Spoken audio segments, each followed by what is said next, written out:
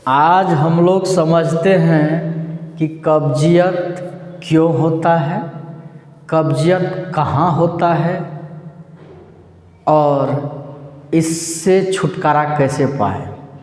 राहत तो कर सकते हैं, तो इससे राहत कैसे पाएं। आइए पहले समझते हैं कि कॉन्स्टिपेशन होता क्या है। तो पहले यहाँ समझते हैं कि हम लोग जो भोजन करते हैं तो उसमें जो फूड कंपोनेंट्स है वो क्या क्या होता है और कहाँ तक पहुँचता है। इसके साथ साथ एक और भ्रांति को आज दूर करेंगे, क्या सच में पानी पीने से कब्जियत यानी कॉन्स्टिपेशन ठीक हो जाएगा या पानी कम पीने से कॉन्स्टिपेशन हो जाता है, कब्जियत हो जाता है। कहाँ तक सच है, वीडियो में बने रहिए और इस जानकारी को प्राप्त कीजिए। आइए देखते हैं। तो फूड कंपोनेंट जो है, हम लोग जो भोजन करते हैं उसमें जो मौजूद होता है उसमें carbohydrate, fat, protein, vitamins, minerals, roughage, nucleic acid जिसको फाइबर युक्त भी कहते हैं, ये सारे चीज़ हम लोग के भोजन में मौजूद होता है। जो भी भोजन करते हैं तो उसमें कार्बोहाइड्रेट होता है, प्रोटीन होता है, फैट होता है ना, रफेज होता है, वाटर और न्यूक्लिक एसिड और विटामिन्स, ये सब मौजूद होता है। आइए देखते हैं। तो कार्बोहाइड्रेट जो हम लोग यूज करते हैं, हम लोग जो खाते हैं, तो कार्बोहाइड्रेट का डाइजेशन माउथ में हो जाता है। तो माउथ में कितना 30% तक होता है, नाम मात्र है कि जो पॉलीसेक्राइड है डाइसेक्राइड में टूट गया, यानी बड़े मोलिकुल छोटे मोलिकुल्स में टूट गया। काम का चीज़ को समझते हैं। वैसे तो इसका डीप में पिछली क्लास में वीडियो में बताया गया है और डीप में नहीं, काम की बात को यहाँ सीखेंगे। तो फिर कार्बोहाइड्रेट जब माउथ के बाद स्टोमक में जाता है तो कुछ वहाँ भी डाइजेशन होता है। फिर स्मॉल इंटेस्टाइन छोटी आंत में जाता है तो वहाँ डाइजेशन भी और एब्जॉर्प्शन उस कार्बोहाइड्रेट को सोख लिया जाता है और बॉडी में दे दिया जाता है, यानी कि ब्लड में घुल जाता है, मिल जाता है। ये बड़ी आंत तक नहीं पहुंचता है, कार्बोहाइड्रेट लार्ज इंटेस्टाइन तक नहीं जाता। प्रोटीन जो हम लोग यूज करते हैं, खाते हैं, वो प्रोटीन माउथ में ना तो डाइजेशन होता है ना एब्जॉर्प्शन होता है। स्टोमक में थोड़ा सा होता है और जब स्मॉल इंटेस्टाइन में जाता है तो उसका डाइजेशन भी होता है, प्रोटीन पचता भी है, टूटता भी है और उसका जो है एब्जॉर्प्शन भी हो जाता है। बड़ी आंत तक प्रोटीन नहीं जाता है। फैट जो हम लोग वसा तेल चीज़ जो तेल सब जो खाते हैं, घी खाते हैं, ये सब जो या रेड मीट जो खाते हैं, मटन चिकन ये सब जो खाते हैं जिसमें फैट होता है, तो ये माउथ में इसका कोई डाइजेशन नहीं है, कोई एब्जॉर्प्शन नहीं है। स्टोमक में कोई डाइजेशन नहीं, कोई एब्जॉर्प्शन नहीं। फिर जब स्मॉल इंटेस्टाइन में जाता है तो डाइजेशन और एब्जॉर्प्शन दोनों हो जाता है, पच जाता है और उसमें से रस को चूस करके ब्लड में घुल जाता है, मिल जाता है, इंटरिंग हो जाता है। फिर ये भी लार्ज इंटेस्टाइन तक नहीं पहुंचता।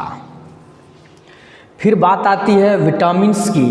तो विटामिन्स जो हम लोग खाते हैं तो माउथ में इसका कुछ नहीं है, सिर्फ निगलने के लिए है, निगल गए। फिर जब स्टोमक में जाता है तो वहाँ भी कुछ भी नहीं है, सिर्फ एक विटामिन है जो विटामिन B12 है, जो इंट्रिंसिक फैक्टर के कारण इसको कैच कर लिया जाता है। क्योंकि स्टोमक में रिलीज होता है इंट्रिंसिक फैक्टर, ठीक ना, तो इंट्रिंसिक फैक्टर इसको एब्जॉर्ब कर लेता है, ठीक ना, चीफ सेल से जो निकलता है तो यहीं पर इंट्रिंसिक फैक्टर इसको कैच कर लेता है। फिर जब स्मॉल इंटेस्टाइन में जाता है तो स्मॉल इंटेस्टाइन में तो ये तो डाइजेस्टेबल फॉर्म का नहीं है कि डाइजेस्ट होगा, लेकिन एब्जॉर्ब कर लिया जाता है। स्मॉल इंटेस्टाइन ही एब्जॉर्ब कर लेता है। लेकिन ये तो उस विटामिन को ना, अब जिस विटामिन का फर्मेंटेशन, जिस विटामिन का प्रोडक्शन इधर नहीं, लार्ज इंटेस्टाइन में ही बना है। आपके लार्ज इंटेस्टाइन में लगभग 1 kg तक जो है सो गुड बैक्टीरिया पाया जाता है। अब गुड बैक्टीरिया जो है फर्मेंटेशन के थ्रू वहाँ जो है सो बैक्टीरिया का प्रोडक्शन कर दिया है, अच्छे बैक्टीरिया का, है ना, तो वहाँ जो प्रोडक्शन ऑफ विटामिन के, वहाँ जो विटामिन प्रोडक्शन हुआ बड़ी आंत में, तो उसका एब्जॉर्प्शन यहीं होता है। यहाँ फर्मेंटेशन यहाँ विटामिन प्रोडक्शन, तो यहाँ विटामिन बी और विटामिन के एब्जॉर्प्शन लार्ज इंटेस्टाइन में होता है और बाद बाकी सारा विटामिन यहीं सोख लिया जाता है स्मॉल इंटेस्टाइन में। अब वाटर, हम लोग जो पानी पीते हैं, बड़े मज़े की बात यही है जिसे मैं कहना चाहता था कि जब हम लोग पानी पीते हैं ना, पानी जो पीते हैं तो ये पानी मुंह में पूरा घटाघट पीते गए, कुछ नहीं, स्टोमैक में नाम मात्र 0% से लेके 5% तक जा सकता है। 1%, 2%, 3%, 4%, 5% मैक्सिमम है सारा पानी। यहाँ कुछ नहीं होगा उसका। लिख इसलिए दिए हैं कि थोड़ा सा सोखता है पानी को स्टोमैक। 5% तक जा सकता है, 0%, 1%। तो अब 5% अगर मैक्सिमम की बात करें तो 100 ml में 5 ml जी पर भी लेंगे, कितना होगा? जियो ट्यूब में बढ़िया से भीगेगा। सिरिंज से निकाल करके देखिएगा, नाप करके 5 ml कितना होता है। 5 ml ये सोखेगा जब 100 ml पानी पिएंगे तो क्या होगा? तो स्टोमैक से ये पानी आगे बढ़ा स्मॉल इंटेस्टाइन में डाइजेशन की हो, तो डाइजेशन तो होता नहीं है वाटर का, या एब्जॉर्प्शन होता है। सारे पानी को यहाँ लगभग 95% तक पानी को या 90% वाटर को एब्जॉर्ब कर लेता है। 90% पानी को यही सोख लिया। अगर मैक्सिमम सोखेगा तो 5% यहाँ सोखेगा, तो रिमाइंडर जो बचेगा, जो थोड़ा सा पानी बचेगा वो बड़ी आंत में जाएगा। रिमाइंडर जो बचा हुआ है ना, इसको सोखेगा, रिमाइंडर बचा हुआ को सोखेगा। तो कितना पानी गया? जब आपके बड़ी आंत तक पानी पहुंचता ही नहीं है तो आपके पानी पीने से ना पीने से कब्जियत को क्या लेना देना है? हाँ है, लेना देना तो ये है कि आपके शरीर में पानी की मात्रा मौजूद रहे तो फिर उसका जो और काम है, मेंटेनेंस है, उसका जो और भी फंक्शन है वो तो चालू रहेगा। लेकिन डायरेक्टली नहीं है। ये डायरेक्ट आप नहीं कर सकते कि हम पानी पिए तो पानी बढ़ा देंगे तो कब्जियत ठीक हो जाएगा। नहीं, ये बात, ये भ्रम है, एक भ्रांति है, अब लोगों में फैला हुआ। यहाँ तक पहुँचता कहाँ है? आपका 90% पानी यहीं सोख लिया जाता, वहाँ गया कहाँ? और कब्जियत होता कहाँ है, क्यों होता है? आइए दिखाते हैं। ये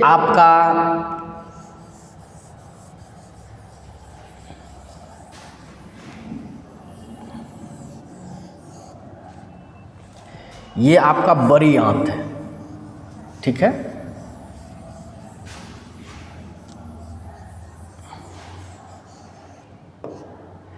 ये आपका बड़ी आंत है, ये अपेंडिक्स है, लिख ही देते तो बढ़िया है। ये अपेंडिक्स है, ठीक है। और ये आपका छोटी आंत है जिसका कि इलियम पार्ट है, और यहाँ भाल्व लगा हुआ है जो इसको कहते हैं इलियोसिकल, CAE होता, ECL, इलियोसिकल जंक्शन। किसका नाम है? इसका नाम भाल्व का। इसमें छोटी आंत से इसमें भोजन आता है। इसको कहते हैं, ये जो है इसको क्या कहते हैं? इसको सिक्कम कहते हैं, CACUM, सिक्कम। ये जो है इसको कहते हैं एसेंडिंग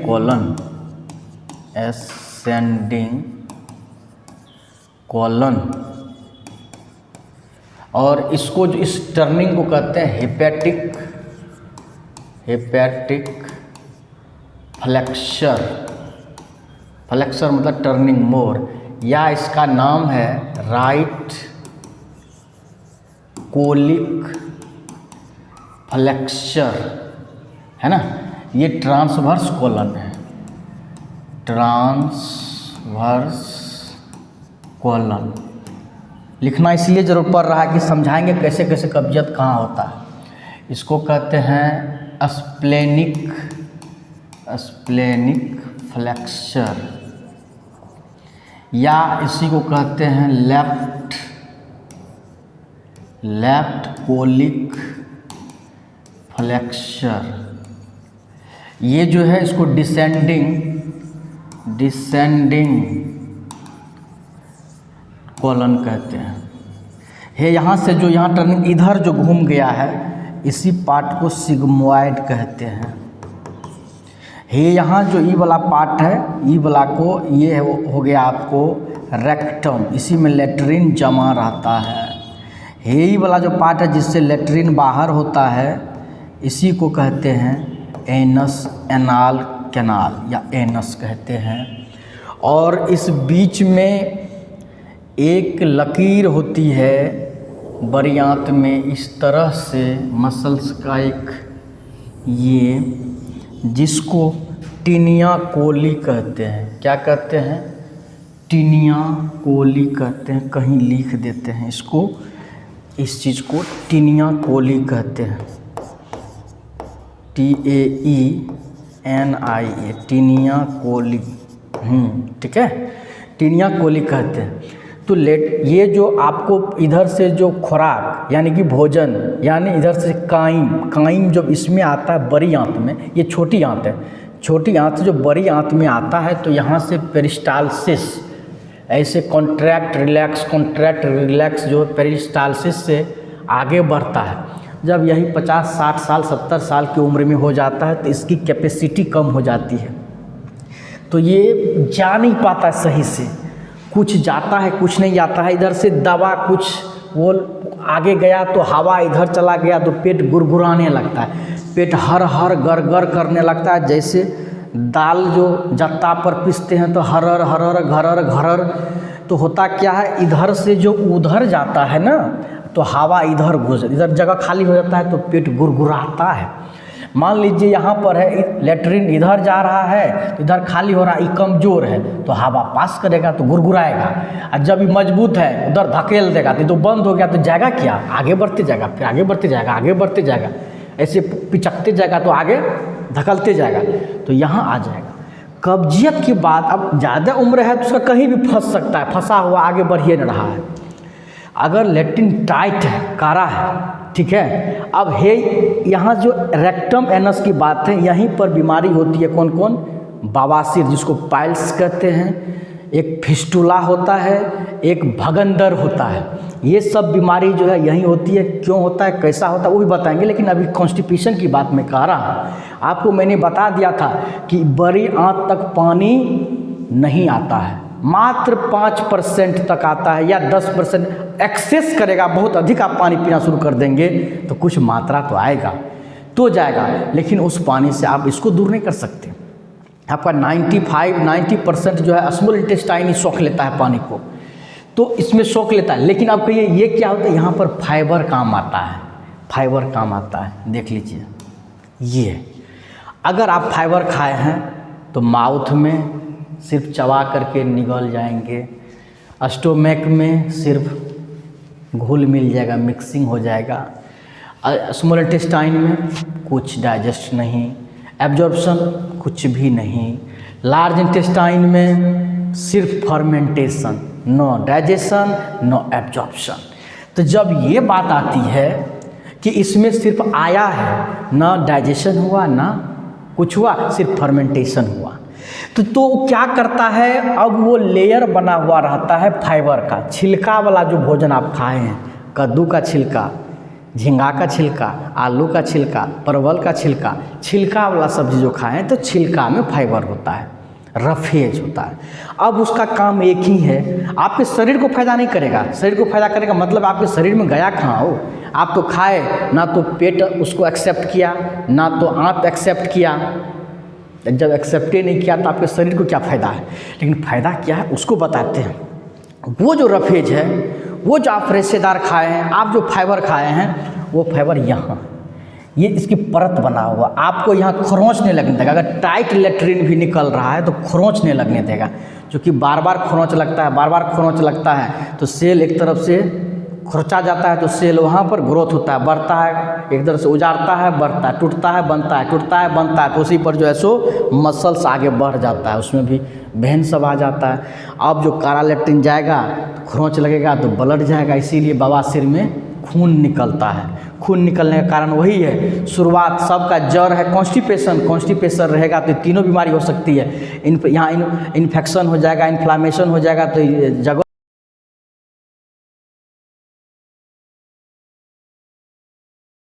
बात है। लेकिन इस भ्रांति को दूर रखिए, पानी पीने से नहीं है, आपका फाइबर युक्त भोजन खाइएगा तो ये कॉन्स्टिपेशन नहीं होने देगा और ये सब बीमारी भी नहीं होने देगा, आराम से लैट्रिन हराड़ा के निकलेगा।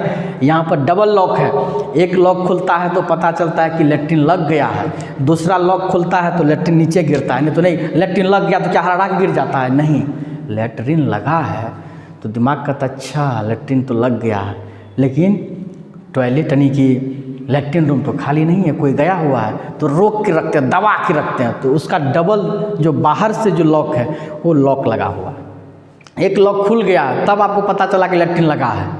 अब बाहर का जो आपके कंट्रोल में, अंदर वाला आपके कंट्रोल में नहीं है कि लैट्रिन लगबे नहीं करे। बाहर वाला जो लॉक है, क्योंकि सबका नाम है लेकिन मैं जो इजी वे में आप समझ सकते हैं वही बोल रहे हैं, तो बाहर वाला जो है उस लॉक आपके कंट्रोल में है। आप जब उसको दबा दबा के रख रहे हैं कि जब तक उधर निकलेगा नहीं तब तक लैट्रिन बाहर नहीं जाएगा, उससे टाइट किए हुए हैं, उसके रखे हुए रहते हैं। अब वहाँ गए जैसे इस दरवाज़ा को खोले के हरा के गिर जाता है बाहर, तो ये सब भी बात है। तो आपको रेशेदार यानी कि फाइबर फूड जिसमें कि छिलका वाला है, छिलका वाला भोजन खाने से आपका ये आराम रहेगा। ठीक है।